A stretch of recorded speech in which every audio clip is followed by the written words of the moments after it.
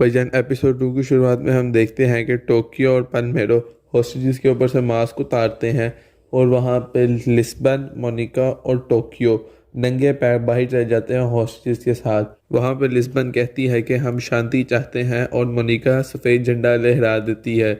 ये देख के कर्नल तमायो बहुत गुस्सा होता है क्योंकि इससे इसकी बहुत ज़्यादा बेइज्जती होती है। तो वो पुलिस ऑफिसर कहता है कि मुझे हर हाल में ये तीनों चाहिए। तो एंजल ये देखे कर्नल तमयु को रोकता है और कहता है कि तुम्हें नहीं पता सफ़ेद झंडा अमन का निशान है।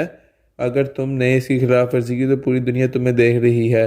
तो इस पे वो कर्नल तमायो रुक जाता है। तो कर्नल तमायो कहता है कि क्या उनके साथ सुलह करना बचकाना नहीं। तो आगे से एंजल उसे कहता है कि ये जंग इस बात की है कि कौन सही और कौन गलत।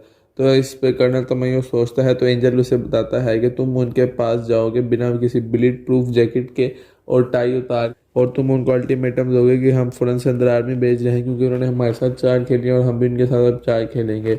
कर्नल तमायो ऐसा ही करता है और बाहर आ जाता है। उधर से ओटरो गवर्नर से बात कर रहा होता है तो गवर्नर फौज को आते हुए देख लेता है। तो आगे से गवर्नर कहता है कि हमारे बचने के चांस बहुत कम है क्योंकि अब फौज आ गई है। वो ये नहीं देखेंगे कौन हॉस्टेजेस है कौन लुटेरे, वो सबको मार देंगे। फिर कर्नल तमायो लिस्बन के साथ बात करता है तो लिस्बन उसे गांधिया की फ़ोटो दिखाती है और कहती है कि इसके पीछे रीढ़ की हड्डी में ग्रेनेड के ढक्कन फंसे हुए हैं और थोड़ी सी गलती भी इसके हाथ को पैरालाइज कर सकती है और उसको एक न्यूरो सर्जन की ज़रूरत है। तो आगे से कर्नल तमय्यो कहता है कि अगर तुम गांधिया को बाहर भेज दोगे तो हम शायद तुम लोगों को 1 घंटा और मिल जाए। तो लिस्बन टोक्यो और मोनिका से बात करती है और गांधिया को बाहर भेजने पे एग्री हो जाते हैं। और यहाँ पे लिस्बन को पता चल जाता है कि ऑफिसर सीरिया अकेले ही वहाँ पे प्रोफेसर को पकड़ने गई है। वो आर्मी को इस बात का कुछ नहीं पता कि प्रोफेसर सीरिया के कब्जे में है। तो फिर लिस्बन तमायो से कहती है कि उसने प्रोफेसर से बात करनी है। तो आगे तमायो कहता है तुम जिस मर्जी से बात करो, तुम्हारे पास आधा घंटा है। तो यहाँ से वो समझ जाती है कि प्रोफेसर के पास नहीं और वो गांधिया को भेजने पे रेडी हो जाते हैं। फिर वो सब अंदर चले जाते हैं और अंदर गांधिया सबको उंगले कर रहा होता है। और यहाँ पे बुगुटा गुस्सा चढ़ता है क्योंकि उसने नायरोबी को मारा होता है और वो गांधिया के साथ लड़ने को तैयार हो जाता है। पल्मेरो और डेनविड उसे रोकते हैं लेकिन रियो कहता है कि इसे मारो। तो फिर पल्मेरो भी उसे मारने देता है और डेनविड कहता है कि तुम सारे जो मर्जी करो। फिर बुकुटा और गांधिया की फाइट शुरू हो जाती है। फिर वहाँ से लिस्बन अंदर आती है और इन्हें रोकती है। तो पल्मेरो लिस्बन को रोक लेता है और कहता है कि इन्हें आपस में लड़ने दो। तो टोक्यो जाके बुकुटा को रोकती है लेकिन गांधी टोक्यो को भी उंगली करना शुरू हो जाता है। तो वहाँ से टोक्यो गांधी को मारती है। फिर टोक्यो को बुकुटा रोकता है। ये सारे माजरे के दौरान ऑटरो कुछ हॉस्टेजेस को बुलेट प्रूफ जैकेट और गन्स दे देता है और अन्य वहाँ गन्स चलाना शुरू कर देता है। इसकी इन फायरिंग से वहाँ पे कुछ हॉस्टेजेस को भी गोली लग जाती है और डेनविड को भी बाजू में गोली लग जाती है। ये देख के टोक्यो, लिस्बन, पाल्मेरो वगैरह उसके पीछे चले जाते हैं।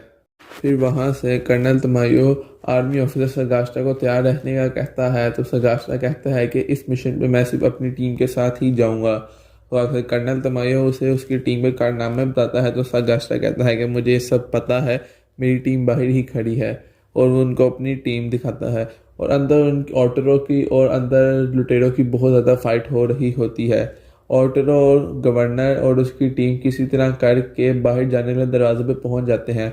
जब वो वहाँ पे पहुँचते हैं तो वो देखते हैं कि दरवाज़ा बंद है और यहाँ पे बॉम्ब लगे हुए हैं। तो बाहर जाने का कोई सवाल ही पैदा नहीं होता। लेकिन यहाँ पे इनका लक चलता है और इनको यहाँ पे सारी गन्स पड़ी मिल जाती हैं जो कि इन लुटेरों ने रखी होती हैं। ऑटरो देख के बड़ा खुश होता है। वहाँ पे वो सारे उन पर फायरिंग कर रहे होते हैं और उनका एमओ भी कम हो रहा होता है। सीरिया प्रोफेसर की वीडियो बना रही होती है एक सबूत के तौर पे कि उसने प्रोफेसर को पकड़ा है। तो प्रोफेसर पहले कुछ नहीं बताता।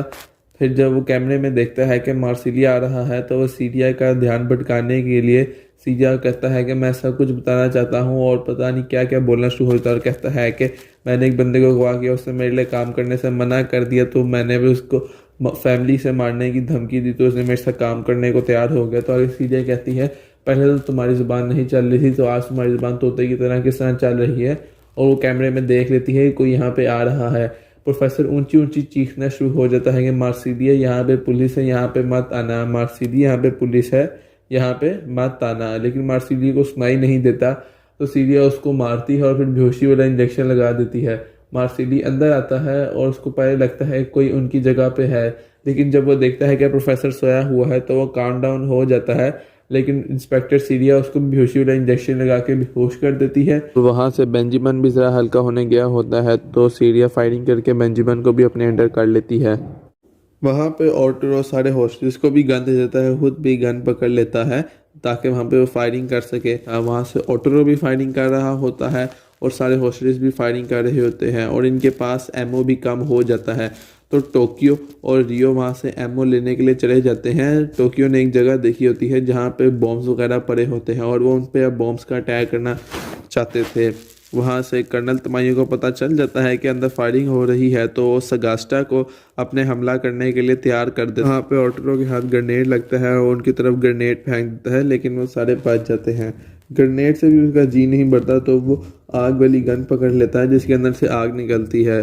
फिर वहाँ पे टोक्यो और रियो गांधिया की जगह से उसके ग्रेनेड और गन्स निकाल रही होती हैं, क्योंकि ये जगह टोक्यो ने पहले भी देखी हुई थी। जैसे हेल्सिंकी लिस्बन को बताता है कि उसने के आर्मी आ रही है काफ़ी टैंकों के साथ। आगे से लिस्बन बगुटा को ऑर्डर देती है कि वो फ़ौरन गांधिया को रिलीज़ कर दे। तो आगे से बगुटा लिस्बन को कहता है कि अगर उसने बाहर जाके सबको ये बता दिया कि अंदर हॉस्टेस से लड़ाई हो रही है तो आर्मी हम पे फ़ौरन हमला कर देगी। तो आगे से लिस्बन कहती है कि हमारे पास टाइम बहुत कम है, तुम इसे भेज दो। तो यहाँ पे बगुटा अक्लमंदी दिखाता है और गांधिया के साथ एक स्मोक ग्रेनेड लगा के इसे मास्क पहना के बाहर भेज देता है ताकि वो कुछ टाइम के लिए बेहोश हो जाए। जब गांधिया बाहर आता है तो आर्मी भी अपना अटैक एकदम से रोक देती है। वहाँ से ऑटर और डेनविर को उंगली कर रहा होता है कि मोनिका मुझसे ही सच्चा प्यार करती है, उसके पेट में बच्चा भी मेरा ही था। तो ये बातें मोनिका भी सुन रही होती है और बगुटा से उसकी गन पकड़ती है और ऊपर होल से होते हुए ऑटरो के पीछे चली जाती है। ऑटरो यहाँ पे एक गाड़ी में होता है जिसके आगे उसने दो होस्टेज को कवर के लिए खड़ा किया होता है और इसमें मशीन गन फिट की होती है और ये इससे पाल्मेरो लिस्बन डेनविर पर हमला कर रहा होता है। मोनिका ऑटरो के पीछे आती है और इसे ब्लैकमेल करने की कोशिश करता है और अपनी चुपके से बंदूक निकाल के मोनिका को मारने लगता है। तो मोनिका ये सब देख लेती है और अपनी बंदूक से ऑटरो को फायर कर देती है और यहीं पे ऑटरो मर जाता है, जो कि सारे मनी हाइस्ट देखने वालों के लिए बहुत अच्छी बात है। अगर आपको एपिसोड पसंद आई हो तो वीडियो को लाइक कमेंट शेयर और चैनल को सब्सक्राइब कर दें। मैं आपसे मिलूंगा एपिसोड 3 में, तब तक के लिए बाय बाय।